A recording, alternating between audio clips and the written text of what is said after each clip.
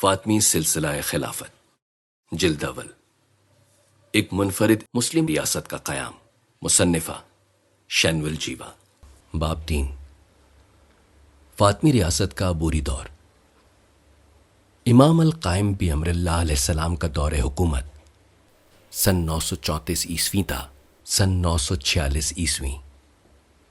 سن 934 عیسوی میں فاطمی خلیفہ ابو القاسم القائم بامر اللہ علیہ السلام نے 40 سال کی عمر میں عنان حکومت سنبھالی۔ آپ کے عہد حکومت کے پہلے عشرے کے بیشتر عرصے میں مغرب کی چپقلشوں کو چھوڑ کر ابتدائی سالوں میں قائم شدہ امن برقرار رہا۔ البتہ آخری 4 سالوں میں فاطمی ریاست افریقیہ میں ایک خطرناک آزمائش سے دوچار ہوئی۔ بعض اوقات ایسا لگتا ہے کہ ریاست کا اپنا وجود بھی خطرے میں ہے، لیکن اس آزمائش سے منسلک واقعات یقیناً آئندہ آنے والے عشروں کی فاطمی ریاست کی تشکیل میں ایک فیصلہ کن کردار ادا کرنے والے تھے۔ سب سے پہلے خلیفہ القائم علیہ السلام کے لیے اپنے والد گرامی کی تجہیز و تکفین کی طرف توجہ دینا ضروری تھا، نیز امامت کے تسلسل کو محفوظ بنانا تھا۔ اس کے لیے آپ استاد جوزر کی طرف متوجہ ہوئے، جنہوں نے امام المہدی علیہ السلام کی نہایت ہی مخلصانہ انداز میں اپنی پوری قابلیت کے ساتھ 20 سالوں سے طویل عرصے تک وفاداری سے خدمت کی تھی۔ تجہیز و تکفین کی رسومات کے دوران خلیفہ القائم علیہ السلام نے استاد جوزر پر بھروسہ کر کے انہیں اپنے وارث کا نام بتایا، جیسا کہ استاد جوزر نے اپنی سوانح حیات سیرت جوزر میں بیان کیا ہے۔ بلا شبہ جب وہ امام القائم علیہ السلام امام المہدی علیہ السلام کو دفنانا چاہتے تھے تو انہوں نے دوسروں کو چھوڑ کر مجھے بلایا۔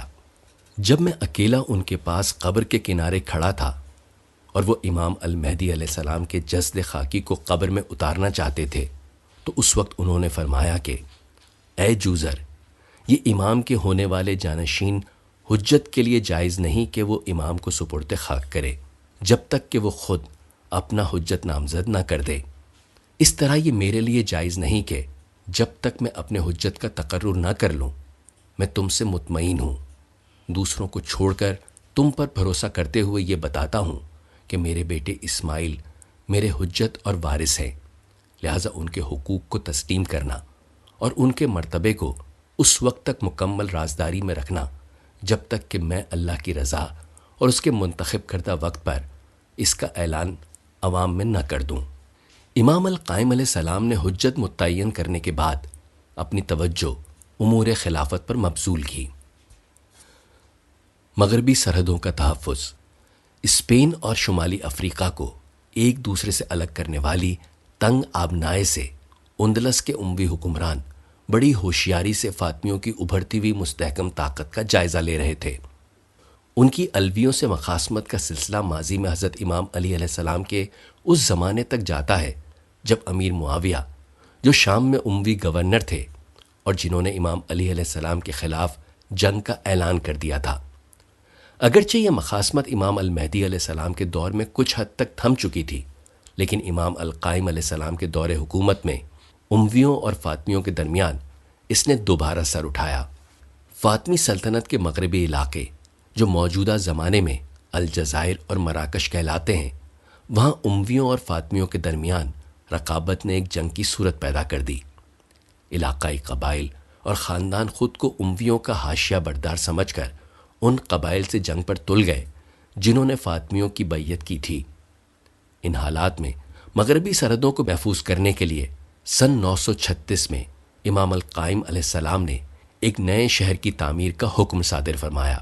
زیری بن منات سنہاجہ بربر قبیلوں کے عظیم اتحاد کے سردار تھے اور وہ فاطمیوں کے وفادار حامیوں میں سے ایک تھے۔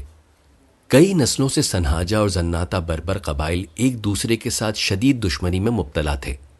یوں زناتہ نے امویوں کو اپنا پرجوش حلیف بنایا۔ جنگ و جدل کے نئے مرحلے کو بھانپتے ہوئے سنہاجہ سردار زیری نے فاطمی سرحدوں کو محفوظ کرنا شروع کیا۔ ان کی نگرانی میں نیا شہر اشیر موجودہ دور کے الجزائر کے جنوب میں واقع ٹیٹری پہاڑوں کے دامن میں تعمیر کیا گیا۔ اپنے دارالخلافہ المہدیہ سے خلیفہ نے مختلف تاجر حضرات کو تعمیرات کے لیے درکار رقوم، لوہے اور دوسرے وسائل کے ساتھ بھیجا۔ وقت کے ساتھ ساتھ زہری کے بیٹے بلقین نے فاطمیوں کے گورنر کے طور پر شمالی افریقہ میں کام کرتے ہوئے بالآخر اپنی خاندانی حکومت کی بنیاد رکھی۔ اسی اثنا میں ابھی زیادہ وقت نہیں گزرا تھا کہ زہری فاطمی خلیفہ کے دفاع میں مشرق کی طرف روانہ ہونے پر مجبور ہوئے۔ بحران سے بحالی تک۔ صقلیہ امام القائم بامر اللہ علیہ السلام کے عہد حکومت میں جب تیز اور موسلا دھار بارشوں نے صقلیہ کے کھیت کھلیانوں کو تہو بالا کر دیا اور چٹانوں سے بہنے والے سیلابی پانی کے ریلوں نے ان سرسبز و شاداب وادیوں میں جگہ جگہ دلدل اور کیچڑ پھیلا دی، تو ایسی صورت میں اہل صقلیہ کو اس حقیقت کا اندازہ ہوا کہ ان کا زرخیز جزیرہ قدرتی آفات سے محفوظ نہیں۔ سن 937 عیسوی تک آنے والے سالوں میں انتہائی غیر موزوں موسمی حالات نے صقلیہ کو آفت زدہ کر دیا۔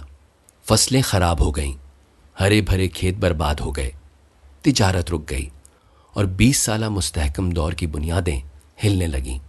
پھر دبی چنگاریوں کے باعث خانہ جنگی پھوٹ پڑی جو ان نئے کتامہ اشرافیہ کے خلاف تھی جنہوں نے قدیم زمینداروں کی جگہ لی تھی۔ یہ بغاوت پہلے پہل صقلیہ کے ان علاقوں میں پھوٹی جہاں بربروں کی غالب اکثریت تھی، مگر دیکھتے ہی دیکھتے پورے پالرمو تک پھیل گئی۔ ایسے حالات میں جلدی خلیفہ القائم علیہ السلام کے حکم سے ایک نیا گورنر بھیجا گیا تاکہ جزیرے کے حالات کو بہتر کیا جا سکے۔ خلیل بن اسحاق التمیمی فاطمی فوج کے ایک نامی گرامی شخصیت اور شاعر نے بطور گورنر قیروان کئی سالوں تک حکومت کی تھی۔ 937 عیسوی کے اواخر میں وہ بطور نئے گورنر جزیرہ صقلیہ پہنچے، مگر انہیں مسلم صقلیہ کی تاریخ کی کچھ خونریز جنگوں میں الجھنا پڑ گیا جو بڑے پیمانے پر تباہی و بربادی کا سبب بنی اور اس میں کئی لوگ مارے گئے۔ اس طرح ان کی ساکھ کو بدنامی کا داغ لگ گیا۔ سن 941 کا سال تھا جس میں جزیرے کے آس پاس حالات بہتر ہونے لگے اور استحکام دوبارہ بحال ہوا۔ تعمیر نو کی کوششوں کا آغاز کیا گیا اور بتدریج خوشحالی لوٹ آئی۔ التمیمی کے قابل ذکر کارناموں میں پالرمو شہر کے حسن کو دوبالا کرنا شامل تھا۔ جزیرے کے شمال مغرب میں آباد ایک قدرتی بندرگاہ کے طور پر پالرمو شہر مسلمانوں کی پہلی مرتبہ آمد سے قبل ہی کافی ترقی پا چکا تھا، جسے مسلمان المدینہ کے نام سے پکارتے تھے۔ اونچی دیواروں اور قلعوں میں گھرے اس شہر کو القصر کے نام سے بھی پکارا جاتا تھا۔ سن 827 عیسوی اور سن 937 عیسوی کے درمیان یہ گنجان آباد شہر بن گیا، جس کے مضافاتی علاقے شہر کی فصیلوں سے کافی آگے تک پھیل گئے تھے۔ مگر اب پرانے شہر سے متصل خلیفہ القائم بامر اللہ علیہ السلام کے حکم پر ایک نیا ضلع قائم کیا گیا۔ فصیلوں سے محفوظ اس نئے قلعہ نما شہر کو بندرگاہ کے جنوب مغرب میں تعمیر کیا گیا تھا، جس کی شکل ایک مستطیل جیسی تھی۔ اس کے شمالی، مغربی اور جنوبی اطراف کے دروازوں کے نام جو اندرون شہر لے جاتے تھے گزشتہ فاطمی محرابی راستوں کے نام سے ملتے جلتے رکھے گئے تھے، جیسے کہ باب الفتوح، جو ایسا نام ہے جسے بعد میں بنو فاطمہ کی نمایاں یادگار سمجھا گیا۔ اس قلعہ بند شہر میں کئی عمارتیں تعمیر کروائی گئیں۔ ان میں گورنر کی رہائش گاہ اور انتظامی ہال، اسلحہ بنانے اور ذخیرہ کرنے کے لیے اسلحہ خانہ، فوجی رہائشیں، حمام اور جامع مسجد شامل ہیں۔ نئے شہر کو الخالصہ یعنی خالص کا نام اس کی تعمیراتی علامت کے طور پر خلیفہ القائم علیہ السلام کی اطاعت کے اظہار کے طور پر دیا گیا۔ وقت کے ساتھ ساتھ الخالصہ پالرمو شہر کی جغرافیائی خصوصیات کے اعتبار سے ایک منفرد شہری علاقہ بن گیا۔ بندرگاہ ہونے کی بنا پر اس کی جنگی اہمیت کافی تھی، نیز اس کے مینار اور مستحکم دیواروں کی وجہ سے اسے پالرمو کی سیاسی زندگی میں ایک مرکزی حیثیت حاصل ہو گئی، بالکل اسی طرح جس طرح خود پالرمو صقلیہ کا دارالسلطنت رہا تھا۔ آئندہ اشروں کے دوران مسلم پالرمو مسلسل پھلتا پھولتا رہا۔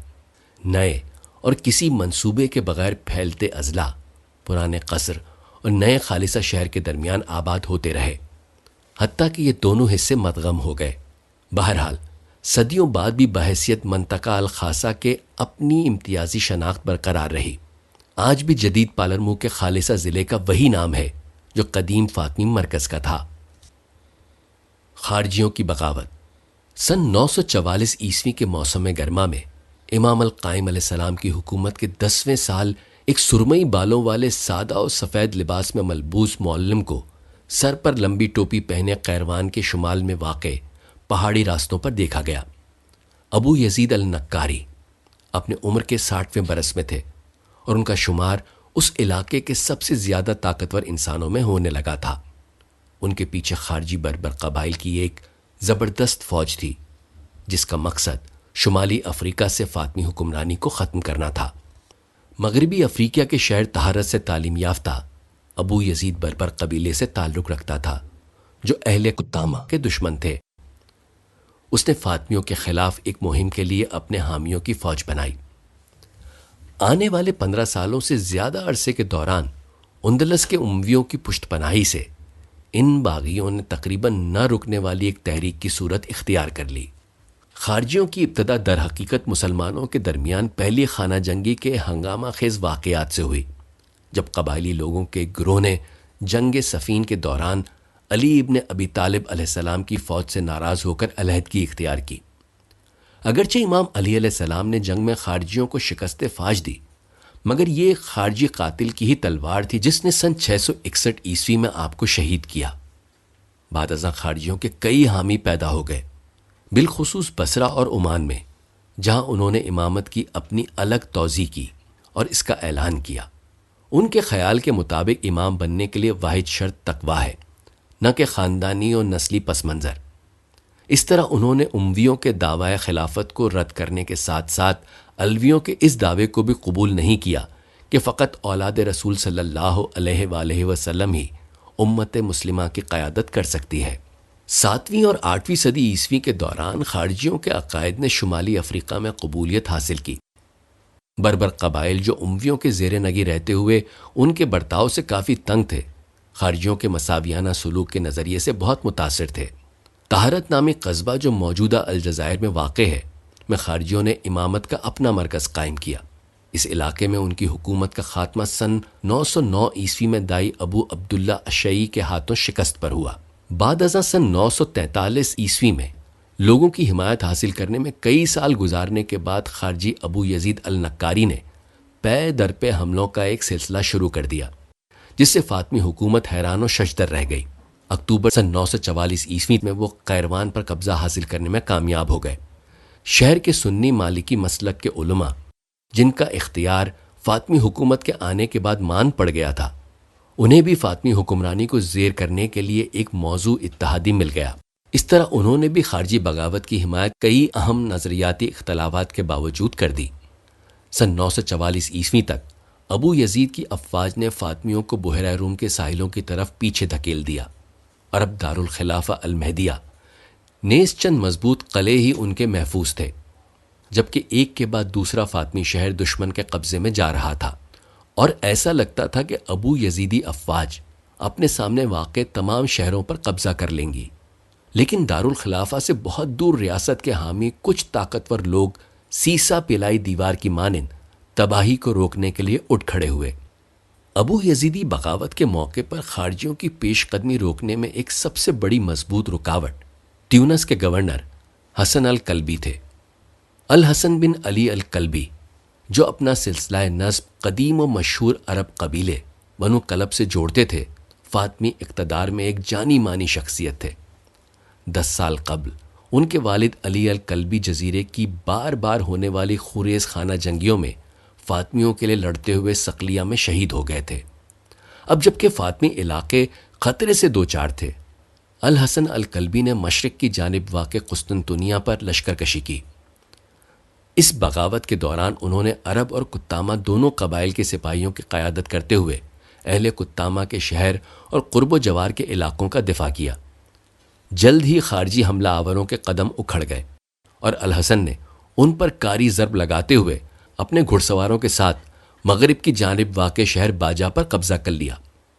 آخری حملے میں الحسن ساحل پر پہنچے تاکہ تیونس کو باغیوں سے واگزار کرایا جا سکے۔ بہت جلد شمالی افریقہ کا پورا علاقہ الکلبی کے ہاتھوں میں آ گیا۔ اس طرح انہوں نے اپنے خاندان کے لیے فاطمی مقصد کی خدمت کرنے والے باعزت خاندانوں میں شامل ہونے کی راہ ہموار کر لی۔ اس کے باوجود سن 944 عیسوی تک کئی لوگوں کی نگاہ میں ابو یزید فتح کی آخری منزل کے قریب تھے۔ المہدیہ پر مایوسی کے بادل منڈلا رہے تھے۔ پناہ گزینوں کے ریلے شہر کی جانب بڑھ رہے تھے اور وہ مطلع کر رہے تھے کہ ابو یزیدی افواج زیادہ دور نہیں ہیں۔ جب ابو یزید کی فوجیں بالآخر شہر کے قریب پہنچیں تو خارجی کمانڈر نے بذات خود فصیلوں پر آخری ضرب لگانے کا بیڑا اٹھایا۔ بعد کے سالوں میں فاطمی ذرائع اس بات کی نشاندہی کرتے ہیں کہ آزمائش کی اس نازک گھڑی میں امام المہدی علیہ السلام نے دارالخلافہ کی جن فصیلوں کی تعمیر میں بہت زیادہ کام کروایا تھا وہ ناقابل تسخیر ثابت ہوئیں۔ ابو یزید کی فوجیں انہیں توڑنے یا سر کرنے میں ناکام رہیں، اسی لیے انہوں نے شہر کا محاصرہ جاری رکھا۔ پہلی دفعہ ایسا لگا گویا ہوا کا رخ بدل رہا ہے۔ المہدیہ کا محاصرہ 20 جنوری تا 16 ستمبر 945 عیسوی تک جاری رہا، جبکہ اسی دوران فاطمی عناصر بتدریج مستحکم ہونا شروع ہو گئے۔ دری اثنا کیروان کے سپاہی ابو یزید کو چھوڑ کر دوبارہ فاطمیوں سے مل گئے اور باغیوں کو سخت ہزیمت اٹھانی پڑی۔ تاہم اس کے باوجود زیادہ تر فاطمی علاقے ابو یزید کی گرفت میں رہے۔ اس بحران کے عین عروج پر کسی کو پتہ نہیں چلا کہ خلیفہ القائم بامر اللہ علیہ السلام بستر مرگ پر پڑے ہیں۔ شہر کے اندر اہل کتامہ نے سلطنت کے دیگر سپاہیوں کے ساتھ مل کر اس کا دفاع کیا۔ ان کے لیے خصوصاً امام القائم علیہ السلام نے اپنی زندگی کے آخری ہفتوں میں ایک خطبہ تحریر فرمایا جسے آپ کے قاضی القذات نے پڑھا۔ آپ نے فرمایا کہ اے اہل کتامہ، آپ نے وہی کچھ کیا جو آپ کے آباء و اجداد اور جری افراد نے کیا تھا۔ یہی فرما برداری اور بیعت پر قائم رہنے کا تقاضا ہے، اور یہی اس کے سائے میں پناہ لینے کا مطلب ہے، اور یہی اللہ کی راہ میں اپنی ان کوششوں سے جہاد کرنا ہے جو اس مقصد کے لیے واجب ہیں۔ اس نے آپ کو فخر اور شان بخشی ہے۔ آپ لوگ حضرت عیسیٰ علیہ السلام کے حواریوں، حضرت محمد خاتم النبی صلی اللہ علیہ وآلہ وسلم، ان دونوں پر اللہ کی رحمت رہے کہ انصار کی مانند ہو۔ اسی عرصے کے دوران خلیفہ القائم علیہ السلام نے ایک فرمان جاری کیا جس کا سب کو انتظار تھا۔ آپ نے اپنے فرزند ارجمند اسماعیل، جو مستقبل کے خلیفہ المنصور علیہ السلام ہونے والے تھے، کو اپنا وارث اور جانشین نامزد کیا۔ قرون وسطیٰ کے اسماعیلی اسکالر ادریس عماد الدین بیان کرتے ہیں کہ اسی عرصے میں خلیفہ القائم بامر اللہ علیہ السلام نے ایک اعلان فرمایا جس کا انتظار لوگوں کو کافی عرصے سے تھا۔ آپ نے اپنے فرزند ارجمند ابو طاہر اسماعیل المنصور باللہ علیہ السلام کو اپنی جانشینی ودیعت کی اور انہیں اپنا وارث نامزد فرمایا۔ آپ نے اپنی دعوت کے پیروکاروں پر یہ عیاں کر دیا اور پوری دنیا میں یہ اعلان کیا کہ وہ تخت شاہی کے وارث اور آپ کے بعد خلیفہ ہیں۔ المنصور باللہ علیہ السلام کی جانشینی سن 946 عیسوی تا سن 953 عیسوی۔ جیسے ہی مہدیہ کے شہری نماز عید کے لیے جمع ہوئے تو پورے شہر میں جشن کا سما چھا گیا۔ ابو یزید کا محاصرہ بھی بالآخر اختتام کو پہنچ چکا تھا۔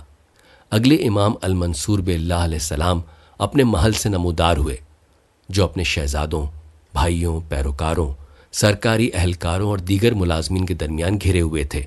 الماد اسماعیل کے فرزند اور مستقبل کے امام المعز علیہ السلام بھی غالباً نئے وارث کے ہمراہ تھے۔ جیسے ہی لوگ امام المنصور علیہ السلام کے خطبے کو سننے کے لیے جمع ہوئے تو انہیں آپ کی خصوصیات میں سے ایک منفرد خصوصیت کا پتہ چلا جس کی دشمن بھی تعریف کرتے تھے، یعنی خطابت میں آپ کی فصاحت و بلاغت اور زبان پر مکمل عبور۔ اس کے بارے میں ایک مصنف ابن الحماد نے لکھا ہے کہ آپ دلیر اور جرت مند تھے، نیز فصیح و بلیغ، اور عربی کے ایسے ماہر تھے کہ آپ فی بدی خطبے سے دعوتی کام کر سکتے تھے۔ 18 مئی سن 946 کو خلیفہ القائم علیہ السلام رحلت فرما گئے، مگر اس خبر کو عام نہیں کیا گیا کیونکہ ابو یزید کی افواج تاحال کئی فاطمی علاقوں پر قابض تھیں، اور یہ خبر شاید فاطمی افواج کے حوصلے پست کر دیتی جبکہ دشمنوں کا جذبہ بڑھ جاتا۔ لہٰذا المنصور علیہ السلام نے بطور ولی عہد میدان جنگ کی باغ ڈور خود سنبھالی۔ کچھ لوگوں نے اس وقت نئے خلیفہ کے جوش اور ولولے کا اندازہ کر لیا ہوگا۔ امام المنصور علیہ السلام نے ابو یزید کی افواج کے حملے کے خلاف جوابی حملے کا حکم صادر فرمایا۔ مزید فوجی کمک کو بذریعہ سمندر بھیج کر ساحلی شہر سوسا کا محاصرہ ختم کرایا گیا۔ یہ ان چند شہروں میں سے ایک تھا جو فاطمی دسترس میں تھے۔ خارجی باغیوں کو بزور طاقت قیروان کی طرف دھکیلا گیا۔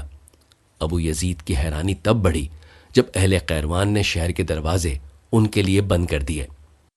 اب تک کئی قیروانی باشندے ابو یزید کے خلاف ہو چکے تھے اور وہ فاطمیوں کے ساتھ اپنی بیعت کو بحال کرنا چاہتے تھے، اور شہر کی گلیوں میں یہ صدا سنی گئی کہ فرما برداری صرف اسماعیل علیہ السلام کی۔ سن 947 عیسوی میں مئی کا مہینہ تھا جب امام المنصور علیہ السلام نے ذاتی طور پر فاطمی افواج کی قیادت کرتے ہوئے ابو یزید کی افواج کے خلاف فیصلہ کن جوابی حملے کا ارادہ کیا۔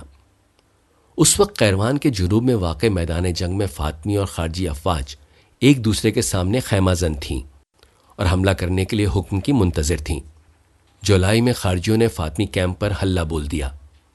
کچھ دیر کے لیے تو ایسا لگا کہ ابو یزید کی افواج نے میدان مار لیا ہو، لیکن خلیفہ المنصور علیہ السلام خود میدان جنگ کے وسط میں آ گئے۔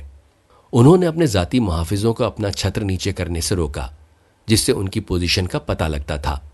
جب کتامہ نے دیکھا کہ امام گھرے ہوئے ہیں مگر بے خوف لڑ رہے ہیں تو وہ ان کے آس پاس جمع ہو گئے۔ جنگ نے پانسا پلٹا اور ابو یزید کی افواج کو شکست ہوئی۔ لڑائی کا پلڑا ایک دفعہ پھر ہمیشہ کے لیے الٹ گیا۔ تقریباً 2 ماہ بعد فاطمیوں نے ایک بار پھر ابو یزید کے کیمپ پر حملہ کیا۔ اس وقت انہیں مجبور کیا گیا کہ وہ پسپا ہو۔ ابو یزید کے پاس مغربی جانب پہاڑوں میں پسپائی کے علاوہ کوئی اور راستہ نہیں بچا تھا۔ ان کا پیچھا کیا گیا۔ امام المنصور علیہ السلام نے اپنی فوج کی قیادت کرتے ہوئے ابو یزید کا تعاقب شمالی افریقہ کے پہاڑی اور صحرائی علاقوں میں کیا۔ آخرکار اگست 947 میں ابو یزید کے گرد گھیرے کو فاطمی افواج نے ہزنا نامی پہاڑوں میں جو موجودہ الجیریا میں واقع ہیں کے قریب مزید تنگ کر دیا، اور وہ اپنے زخموں کی تاب نہ لاتے ہوئے چل بسے۔ امام المنصور علیہ السلام کی فتح فاطمیوں کی کامرانیوں میں ایک اہم سنگ میل ثابت ہوئی۔ اس کامیابی کے بعد رسمی طور پر امام المنصور علیہ السلام نے اپنے والد محترم القائم بامر اللہ علیہ السلام کی وفات کا باضابطہ اعلان فرمایا اور اپنے لیے المنصور بن نصر اللہ کا لقب اختیار کیا۔